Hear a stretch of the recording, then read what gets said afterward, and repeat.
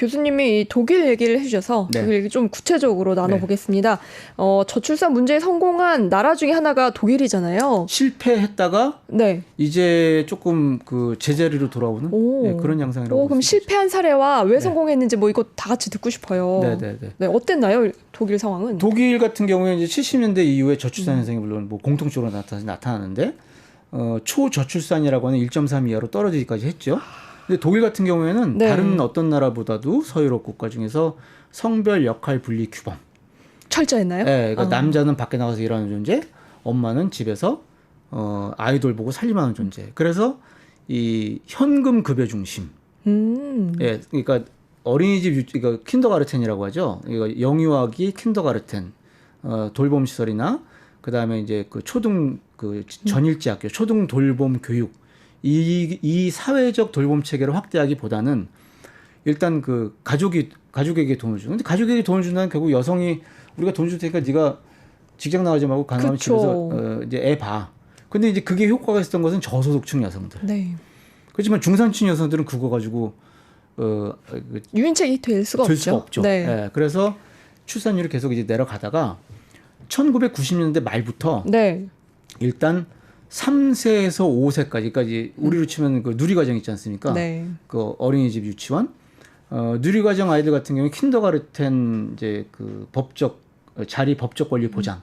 한마디로 말씀드려서 90년대 말부터 3세 이상 아이들의 사회적 돌봄 체계 확립.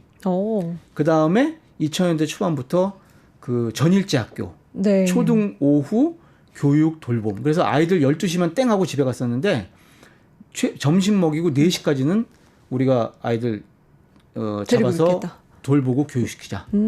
예, 그거 그 초등 전일제 학교의 확대. 네. 그리고 이제 2010년 그때부터 그 이제 아예 그 이제 1세부터 3세. 그러니까 이제 우리로 치면은 첫 돌 지나자마자 그렇죠.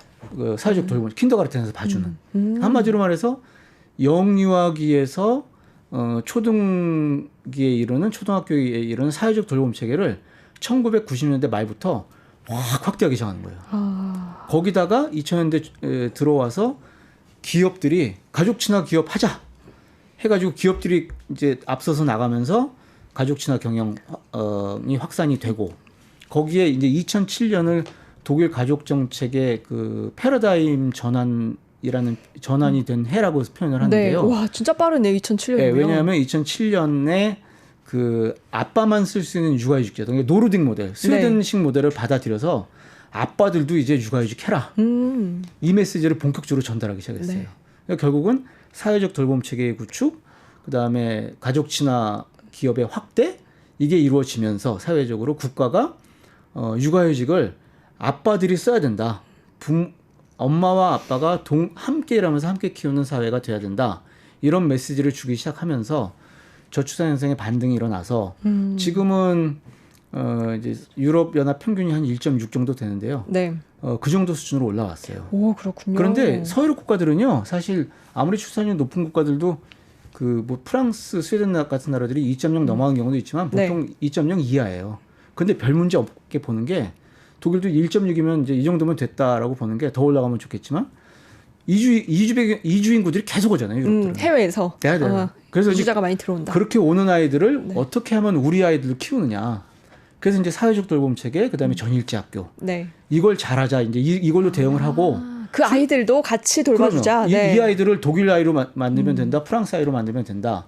이제 이렇게 가면서 이제 뭐 가니까 이제 1.6 정도, 1.7 정도만 돼도 플러스 알파가 있는 거군요. 괜찮은 거예요. 네. 괜찮은 여기서 거예요. 제가 궁금한 게 그 우선은 돌봄 정책이 잘 이루어져야 된다가 첫 번째 과제일 것 같고요. 사회적 돌봄 체계. 그렇죠. 예. 두 번째는 이제 해외에서 오는 이주자도 저희가 적극적으로 받아야 한다는 의견도 조금씩 나오고 있어요. 교수님 여기에 대해서 어떻게 생각하시나요? 그러니까 이제 우리나라는요. 이민청을 만들든 뭐라든 벌써 그러니까 그 이제 소위 말해서 노동력, 해외 그러니까 한국으로 이주하는 이주 노동력에 의존할 수밖에 없는 상황이 된 거예요. 지금. 필수적으로. 갑자기 지금 아이들이 태어날 수는 없잖아요. 그러니까요. 최근에 뭐 2-30만 명 태어났는데 그래서 이제 부문별로 벌써 외국인 노동자들이 많이 들어오는 경우도 있고 그래서 외국인 노동자들이 들어오는 것을 전제로 해서 정책의 판을 짜야 되는데 여기서 간과해서 안 될 것은 이제 독일이나 이런 나라들에서 계속 우리가 한 30년 외국인 노동자를 받아들이다 보니까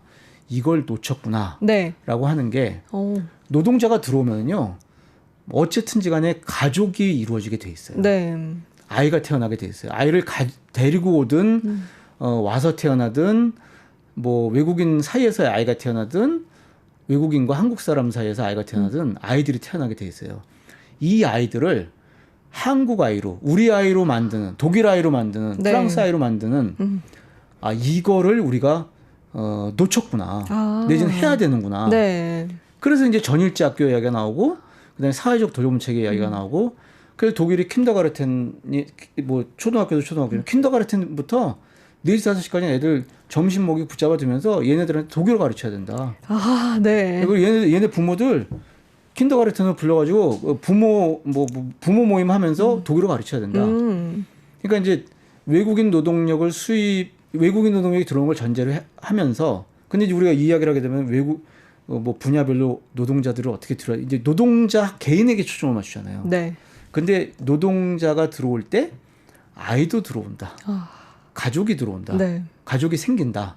그래서 이 가족을 어떻게 한국 사람으로 만드느냐.